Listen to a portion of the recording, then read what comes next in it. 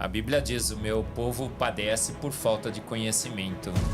E temos visto uma nação que padece por falta de conhecimento, em que estamos abarrotados, encharcados, ilhados, cercados de evidências que mostram claramente que um grande Deus fez todas as coisas.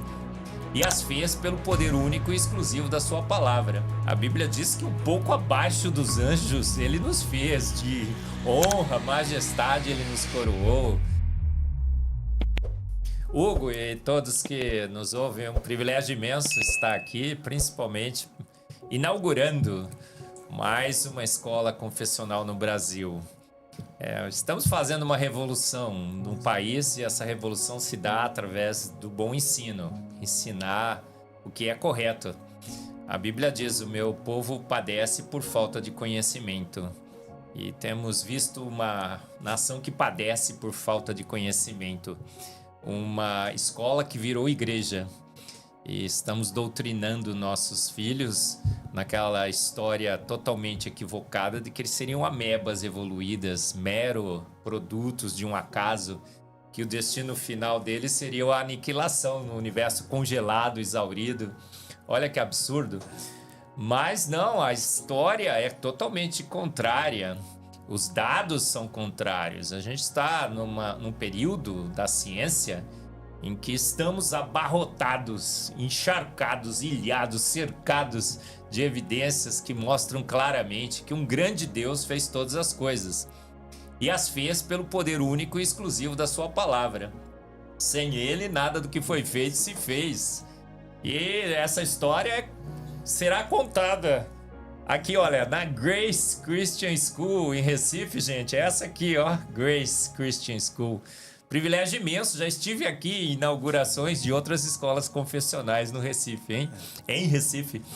E que bora, tem lugar para todo mundo, viu, gente? A gente tem que abarrotar o Brasil de escolas confessionais, escolas que ensinam os nossos filhos que eles são importantes, muito importantes, feitos à imagem e semelhança de um grande Deus, o Deus que criou o universo, que criou a vida. A Bíblia diz que um pouco abaixo dos anjos ele nos fez, de honra, majestade ele nos coroou. Somos seres feitos à imagem e semelhança desse grande Deus, feitos para zelar pela criação de Deus. Então Deus nos colocou no comando desse mundo. Estamos no comando, viu, gente? Não somos meros mamíferos, não somos meros animais. Olha, agora estamos substituindo nossos filhos por animais, por nenês reborns e tudo mais. Por quê? Porque estão doutrinando as nossas crianças numa história totalmente equivocada. Mas que bom, hein? Que a Grace está vindo aqui em Recife. Gente, corre lá, inscreva seus filhos. Sensacional. É uma escola que dá honras e glórias ao grande Deus. Esse é o objetivo, não é? É isso aí, professor. Tem que ser, né? Nós, como cristãos, não podemos abrir mão disso, né? Na história da educação, a gente vê que nós fomos influenciados, eu quero que o senhor fale também sobre isso, fomos influenciados por algumas correntes filosóficas, desde o iluminismo, que parou para dizer assim, não, fé é uma coisa, razão é outra. Né? Desde da Revolução Industrial, que veio fazer com que a educação fosse meramente utilitarista, para você ter uma profissão e tudo mais, e depois com o darwinismo, e o senhor sabe muito bem os impactos que vieram, e aí parece que deu um fio de esperança científica para os ateus poderem se agarrar com aquilo ali. E aí a gente passou a tirar um pouco Deus da história da educação, e hoje a gente está colhendo frutos muito ruins, né? Eu queria lhe perguntar assim, em que momento o senhor percebeu, né? Hoje o senhor é um grande defensor, né, da Bíblia como autoridade e tudo mais, mas em que momento o senhor percebeu que a cosmovisão, vamos chamar assim, não estava bem encaminhada e que a gente precisava mudar um pouco os rumos e defender mais essa verdade que é do nosso Deus Criador, segundo a Bíblia fala? Olha, Hugo, é uma longa história. Eu nasci praticamente na igreja, mas quando entrei na universidade, Hugo, eu me deixei convencer por aquela história de que amebas teriam surgido aqui na Terra, naquela sopa ácida, escaldante e venenosa, e que eu teria evoluído. O meu professor chegou, Marcos, o Big Bang criou o universo. Olha, então Deus deve ter guiado o Big Bang. E passei a ensinar a evolução, passei a ensinar o Big Bang. Me tornei um evolucionista teísta. Segunda a sexta eu cultuava a ciência. Sábado eu descansava, domingo eu ia cultuar aquele Deus que usou a morte para criar a vida, o Deus do devagarinho, que cria uma terra, deixa lá por bilhões de anos sem fazer nada com ela, depois resolve de bilhões e bilhões de anos fazer alguma coisa. É um Deus que não faz sentido, é o Deus do evolucionismo teísta. Mas eu era assim, um zumbi na fé. Até que eu descobri a teoria do design inteligente. Foi em 2008, Augusto Nicodemos me lança no design inteligente nos simpósios Darwinismo hoje na Universidade Presbiteriana Mackenzie. E aí eu percebi que toda aquela história era um grande equívoco, que eu tinha sido doutrinado, que é a história que eu tinha aprendido na igreja com a minha professorinha da EBD, de que em 6 dias, há 6.000 anos, um Deus todo-poderoso tinha criado tudo pelo poder exclusivo da sua palavra. Eu tinha deixado para trás. Olha, eu tinha trocado pelo Big Bang, tinha trocado pela evolução, porque eu tinha sido doutrinado. É uma doutrinação que eles fazem hoje nas escolas, nas universidades, na mídia, e que aquilo era totalmente equivocado. Eu não tinha estudado muito bem a Bíblia e não tinha estudado muito bem a ciência. E quando você não estuda muito bem a Bíblia, você não estuda muito bem a ciência, você se deixa levar pelas teorias do Big Bang da evolução, ou se torna um ateu, ou se torna um evolucionista teísta. Você coloca Deus para guiar esse processo, olha só. Mas em 2008, eu, através de uma capa de uma revista super interessante, Darwin, o Homem que Matou Deus, eu falei, peraí, será que eu tô defendendo uma teoria de um homem que matou Deus? Deus não, peraí. Aí caiu a minha ficha. E eu fui estudar, gente. Quando eu fui estudar, o que eu percebi claramente, que não faz sentido. Um Deus todo-poderoso criou pelo poder único e exclusivo da sua palavra. A Bíblia é muito clara. Por 6 dias, há 6.000 anos. Fui perceber também que não faz sentido o Big Bang. Salmos 33:9 diz, ele falou e tudo se fez. Ele ordenou e de pronto tudo foi criado. No princípio criou Deus os céus e a terra. A Terra no Big Bang demora 9,3 bilhões de anos. Jesus, quando questionado, disse, não tendes lido que desde o princípio eu os fiz homem e mulher? Ô Hugo, se demorou 9,3 bilhões de anos para criar a Terra, onde Jesus, no princípio, colocou os homens e as mulheres? Não tinha nem lugar. Aí, quando eu comecei a estudar a Bíblia com profundidade e a ciência com profundidade, o que eu percebi? Que a minha professorinha da EBD estava certa. Estava totalmente certo. E é isso que eu espero que a Grace School ensine aos seus alunos, viu, Hugo? Claro, é isso. Com certeza. A boa ciência, a boa teologia. Boa ciência com boa teologia que forma cidadãos realmente protagonistas. Gente que percebe que é importante, gente que percebe que não é ameba evoluída, que seu destino final não é aniquilação. Que foram feitos à imagem e semelhança do dono do mundo. Não somos donos do mundo, mas somos filhos do dono.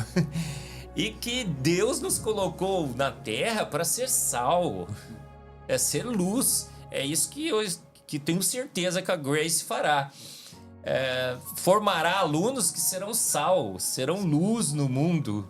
Que tenham essa percepção clara de que são feitos à imagem e semelhança de um grande Deus e, portanto, estão prontos a fazer boa ciência, fazer boa política, boa teologia, boa filosofia área.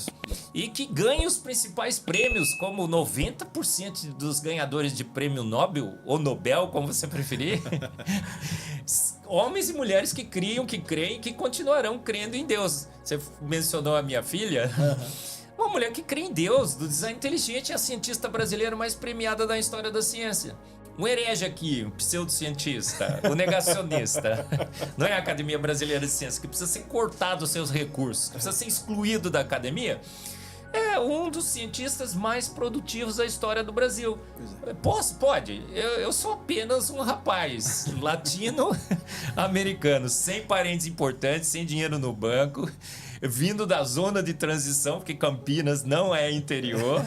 Mas olha aí, um destaque mundial. Como que pode ser? É um Deus todo-poderoso que privilegia os seus na ciência, inclusive. Isso. A gente hoje ainda tem muito isso, né, Marcos? Eu acho que a Grace e outras escolas estão na contramão, né? Mas a gente ainda tem muito essa raiz dessa história de que fé é uma coisa, ciência é outra, e tentar separar. Mas eu queria que você falasse um pouquinho sobre esse pensamento e até sobre algumas evidências aí que o senhor gosta de destacar, que mostram claramente que que a palavra de Deus ela é de fato inerrante, ela é totalmente confiável e o relato bíblico literal é a melhor interpretação, o melhor entendimento que a gente tem sobre o mundo, sobre a vida.